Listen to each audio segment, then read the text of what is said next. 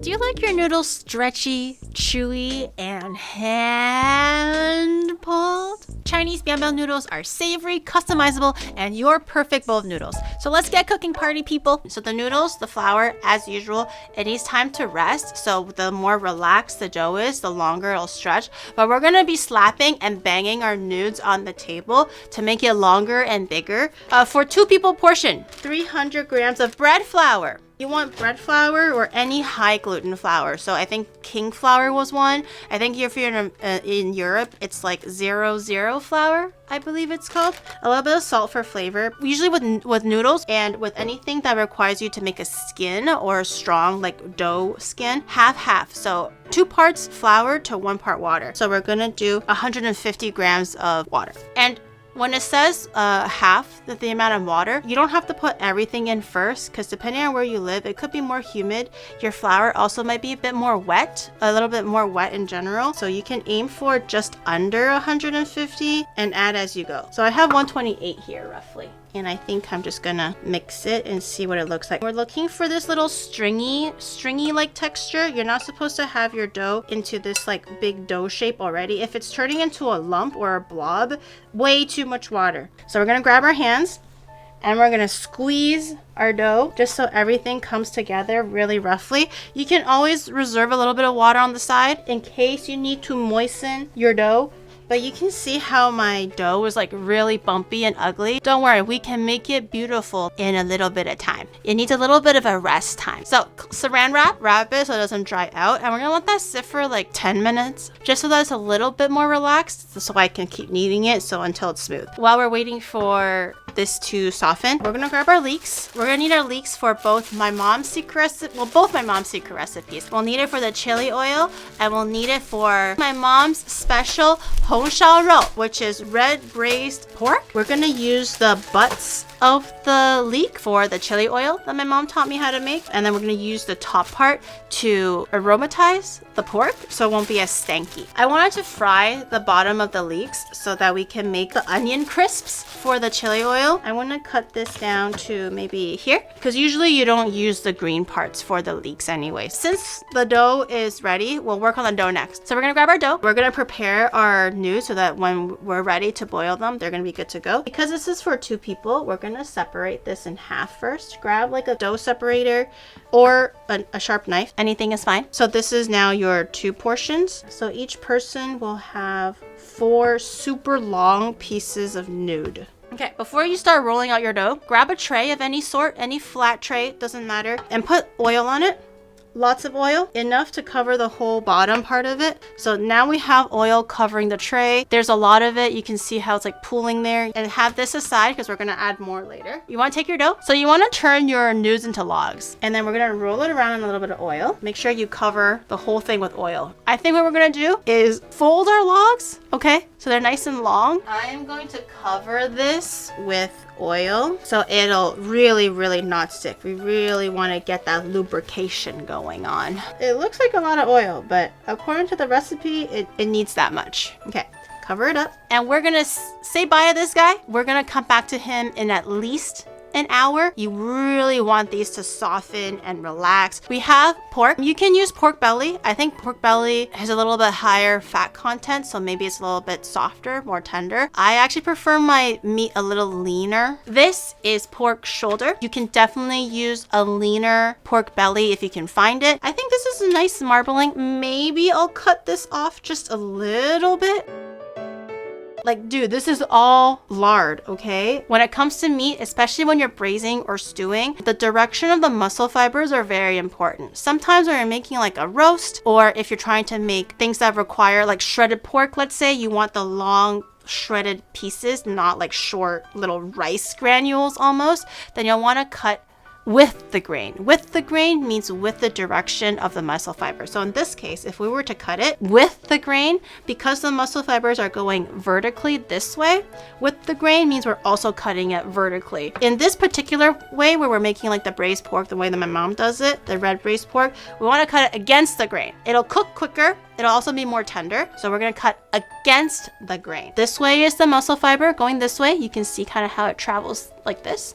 And we're going to cut the muscle fibers short so they're all like, you know, 1 inch or half an inch or something like that. So for this piece, because it's quite thick, I'm cutting it with the grain first. We have our 2 pieces now. Very beautiful pieces of meat. Now we're gonna do against the grain. However long you want it, but I feel like slightly bigger than bite size is good. We will be braising it for at least 30 minutes, maybe to an hour. So you can kind of see how with the pieces now, it's a lot shorter. My mom specifically said cold water. I don't make the rules, okay? We're gonna blanch the pork to get rid of some of the stanky pork taste so it can infuse more with like the soy sauce, the oyster sauce, more of that gravy flavor. So we're gonna put our meat in a cold pot with cold water. We're gonna put in cold water. My mom says so. I don't make the rules. Enough to cover the meat is fine. We're gonna use the leaves of the leeks because the leaves tend to be a little bit more stiffer and harder, the Japanese ones anyways.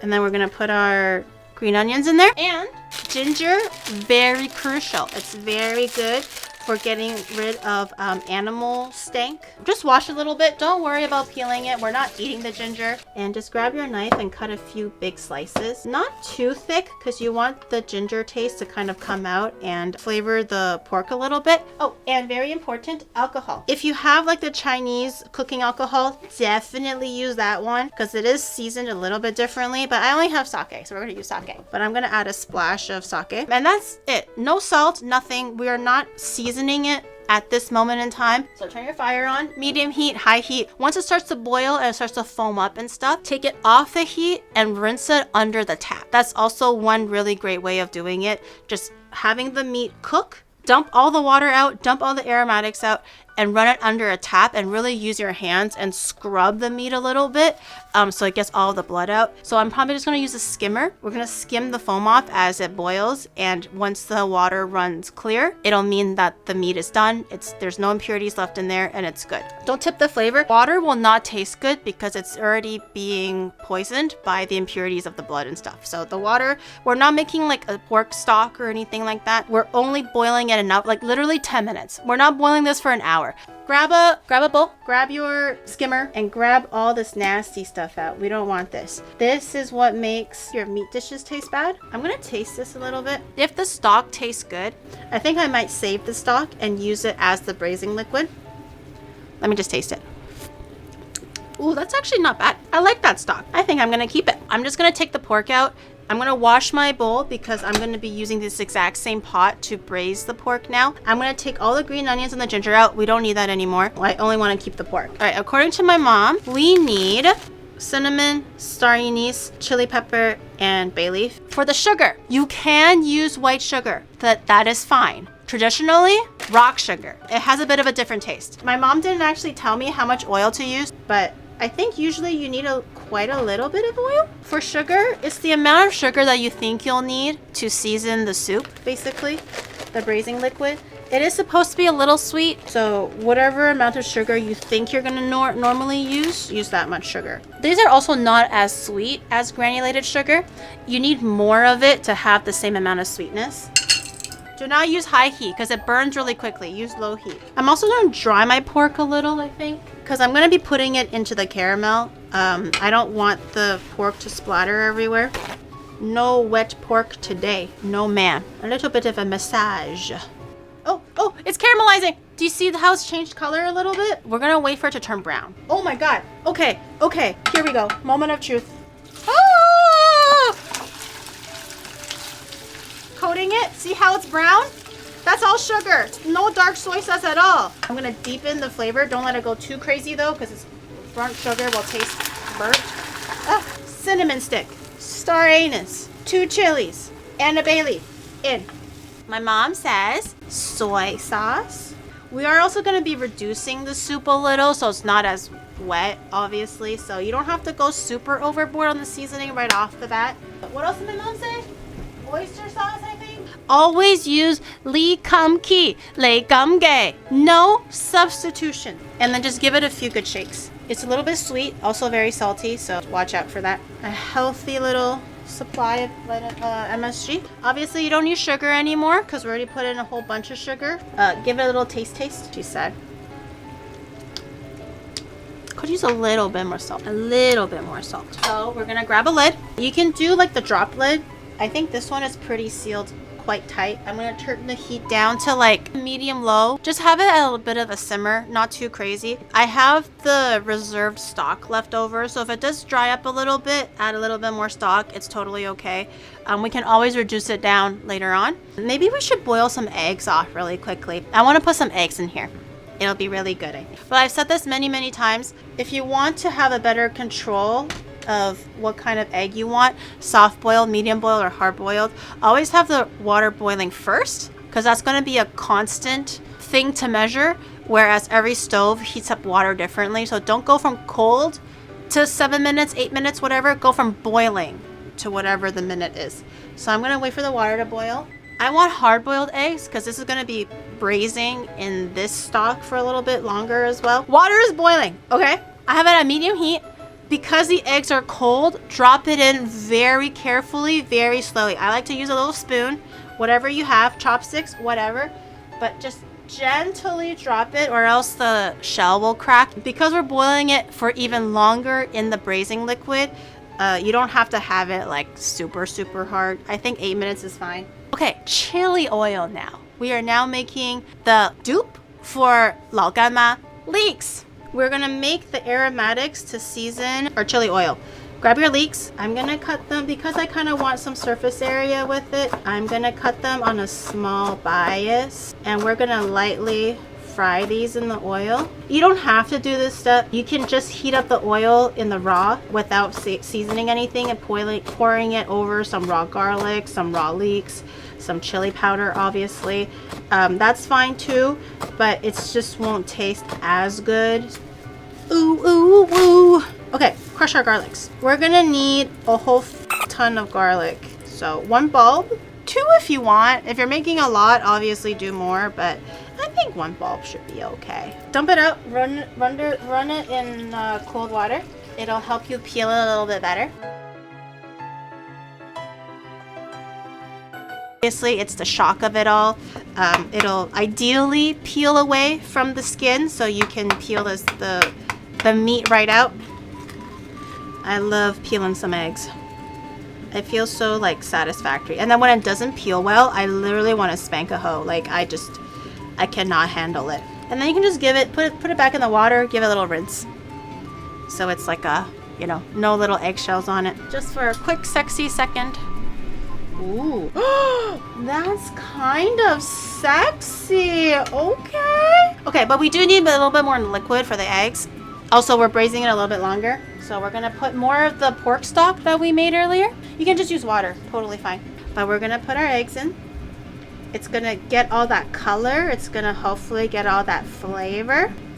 Okay, I'm putting it back on low heat again. Still, just keep it on low heat. We're just gonna prep a few more things. This will be for the noodles. We're gonna be blanching this when we're boiling the noodles. So we're gonna wash that. We're going to prepare our dry chilies. We're gonna heat up the oil, pour it over it. It's gonna be really quick. So just preparatory work is all we have left now, really. I'm just gonna separate the stalks so I can like get in there and wipe it.